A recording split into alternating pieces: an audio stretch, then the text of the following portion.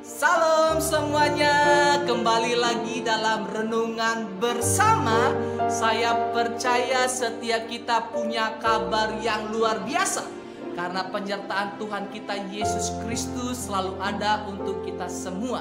Di dalam renungan bersama hari ini, saya ingin membagikan renungan dengan judul Kita adalah terang dunia. Kita adalah terang dunia.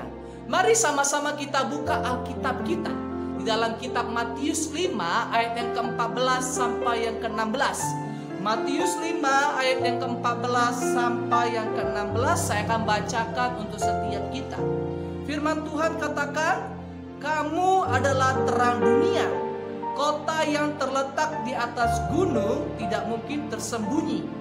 Lagi pula orang tidak menyalakan pelita lalu meletakkannya di bawah gantang, melainkan di atas kaki dian sehingga menerangi semua orang di dalam rumah itu.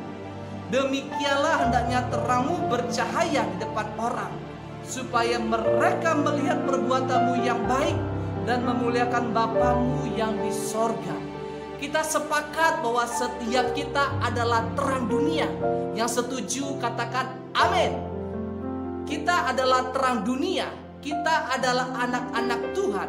Kita tahu ketika Tuhan Yesus ada di bumi, dikatakan dalam Yohanes 8 ayat 12, maka Yesus berkata pula kepada orang banyak, katanya, "Akulah terang dunia. Barang siapa mengikuti aku, ia tidak akan berjalan dalam kegelapan, melainkan ia akan mempunyai terang hidup." Ketika Yesus ada di dunia, dia adalah terang dunia ini. Tetapi ketika Tuhan naik ke sorga dan Tuhan sudah memberikan amanat, tugasnya bagi kita anak-anak Tuhan untuk menjadi terang dunia. Terang di sini bukan berbicara bahwa tubuh kita ini, wajah kita itu ketika dilihat orang itu penuh cahaya, bukan. Tapi terang dunia ini berbicara tentang perbuatan baik kita. Ketika orang melihat perbuatan baik kita, mereka akan melihat terang itu ada dalam hidup kita. Sehingga setiap mereka akan memuliakan Bapa karena melihat perbuatan baik kita. Nah, makanya saya akan memberikan satu ilustrasi bahwa setiap kita dulunya adalah hidup di dalam kegelapan. Seperti contoh lampu ini. Kita dulu dalam kegelapan, hidup suka-sukanya, hidup dalam dosa, hidup dalam kedagingan. Sehingga kehidupan kita tidak memancarkan namanya terang, tidak melakukan perbuatan baik. Tetapi ketika kita sudah menyerahkan hidup kita kepada Tuhan Yesus, kita bertobat, kita mengaku dosa kita, dan kita percaya bahwa Yesus adalah Tuhan melalui mulut kita dan hati kita, maka hidup kita seharusnya harus menjadi namanya terang dunia. Dulu kita dalam kegelapan, kita adalah gelap. Tetapi ketika kita sudah mengaku Yesus adalah Tuhan dan kita bertobat, maka kehidupan kita seharusnya menerangi dunia ini. Nah, makanya melalui ilustrasi ini saya ingin katakan bahwa ketika kita sudah bertobat, kita sudah percaya kepada Yesus Kristus sebagai Tuhan dan Juru Selamat kita, hidup kita ini seharusnya memancarkan terang ini melalui apa? Perbuatan baik kita. Tetapi yang harus kita ingat, terang dalam hidup kita itu bisa pudar, bisa padam kalau kita tidak bisa menjaga terang ini dalam hidup kita. Nah, makanya ada 3 hal yang harus kita lakukan supaya terang dalam hidup kita dan hati kita tidak padam. Yang pertama yang harus kita lakukan adalah tinggal di dalam Allah. Kita buka Alkitab kita dalam Yohanes 15 ayat yang ke-4. Firman Tuhan katakan, "Tinggallah di dalam aku dan aku di dalam kamu. Sama seperti ranting tidak dapat berbuah dari dirinya sendiri kalau ia tidak tinggal pada pokok anggur. Demikian juga kamu tidak berbuah jika kamu tidak tinggal di dalam aku." Nah, makanya kita harus tinggal di dalam Kristus Yesus, kita tahu ketika Yesus ada di bumi ini, dia adalah terang dunia itu. Tetapi ketika Tuhan sudah naik ke sorga, Tuhan sudah memberikan kepada setiap kita amanatnya untuk supaya setiap kita menjadi terang dunia. Makanya kita harus hidup di dalam Kristus. Kita hidup di dalam Kristus berarti kita mengikuti setiap kebenaran firman Tuhan ini untuk kita lakukan dalam kehidupan kita, supaya kehidupan kita memancarkan kebaikan yang bisa dirasakan banyak orang, sehingga setiap mereka akan memuliakan Bapa di sorga. Itu yang pertama. Yang kedua yang harus kita lakukan supaya terang dalam hidup kita dan hati kita tidak padam adalah tinggalkan hati yang kotor. Kita harus tinggalkan hati kita yang kotor. Kenapa?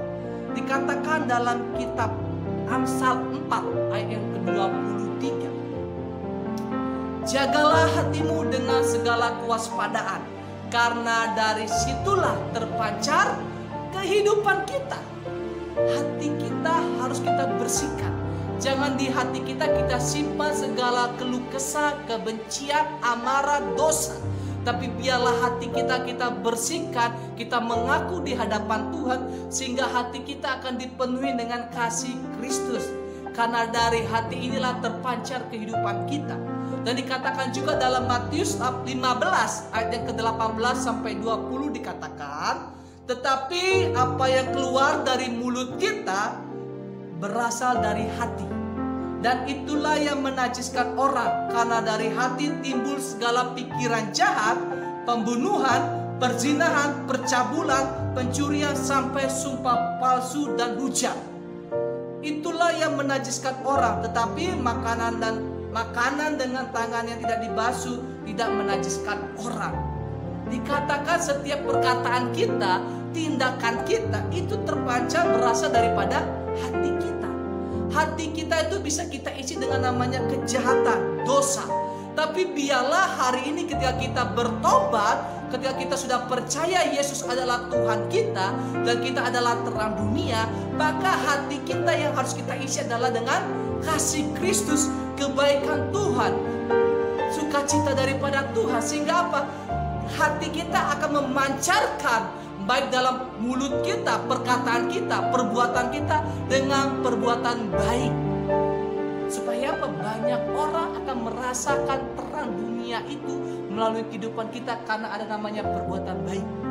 Perkataan kita penuh dengan perkataan berkat, tindakan kita akan menjadi pertindakan yang penuh dengan kebaikan, sehingga orang akan melihat di dalam hidup kita ada Yesus Kristus, di dalam kehidupan kita ada kasih Bapa. Nah, makanya dua hal.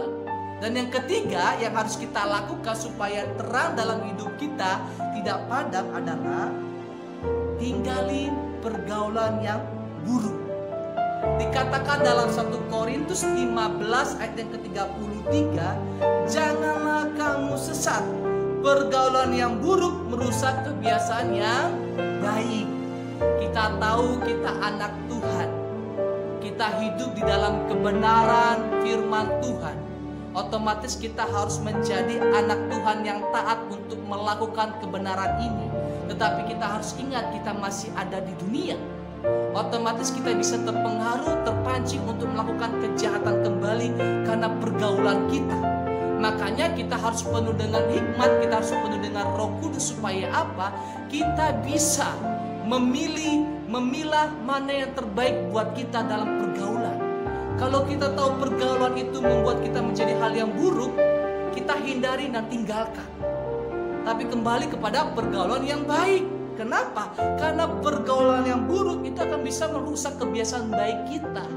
Nah, makanya 3 hal ini yang harus kita lakukan dalam kehidupan kita sebagai terang dunia, supaya terang dalam hidup kita tidak padam. Yang pertama tadi apa? Tinggal di dalam Kristus. Yang kedua, jagalah hati kita, karena dalam hati kita terpancar kehidupan. Yang ketiga, hindari pergaulan yang buruk. Supaya apa? Hidup kita, pergaulan kita tetap di dalam kebenaran firman Tuhan.